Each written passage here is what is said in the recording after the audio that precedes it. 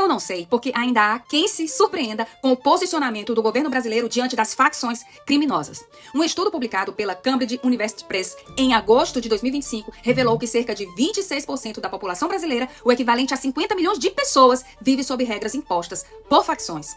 O levantamento coloca o Brasil com o maior índice de governança criminal de toda a América Latina.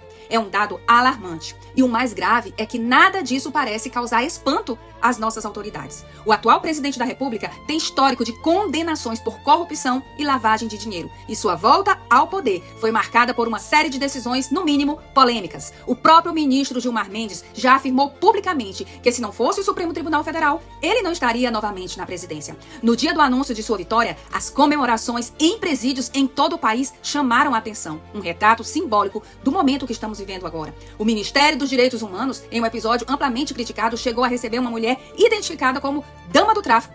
Isso é sintomático. A normalização dos absurdos segue avançando no Brasil. Além disso, a composição do STF inclui nomes que em algum momento já atuaram como advogados de grupos ou pessoas ligadas a movimentos e organizações, no mínimo, controversas. Durante a pandemia, decisões judiciais impediram operações policiais em comunidades dominadas pelo tráfico, enquanto outras medidas beneficiaram presos sob o argumento de proteção à saúde. Um contraste que indignou muitos brasileiros comuns, obrigados a permanecerem trancados em casa. A política de desarmamento, por sua vez, segue desarmando o cidadão de bem, enquanto criminosos continuam com arsenais de guerra. Quando a polícia apreende fuzis, há quem se entristeça, como se o combate ao crime fosse algo a se lamentar.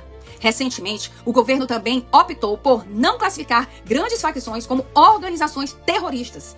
E isso levanta questionamentos. Soma-se a isso a simpatia descarada por grupos internacionais como Hamas, o que reforça a percepção de que há, no mínimo, tolerância preocupante com a violência política e com o crime organizado. Ontem, no Rio de Janeiro, uma grande operação, resultado de mais de um ano de investigação, terminou com a morte de cerca de 60 criminosos nos complexos da Penha e do Alemão. Imediatamente, parte da imprensa e figuras políticas passaram a tratar o caso como chacina, ignorando o contexto da ação e as vidas poupadas com a retirada desses criminosos de circulação.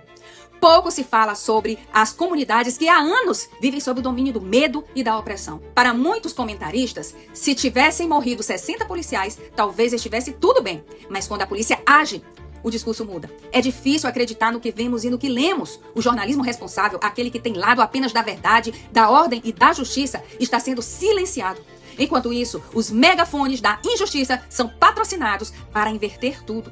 Durante a campanha, vimos cenas emblemáticas. O então candidato subindo o morro, de boné de facção, como se aquilo fosse um gesto de proximidade popular. O mesmo ocorreu com ministros e aliados políticos. O resultado disso está diante de nós. Instituições que já não inspiram confiança e políticas que parecem favorecer mais o crime do que o cidadão honesto.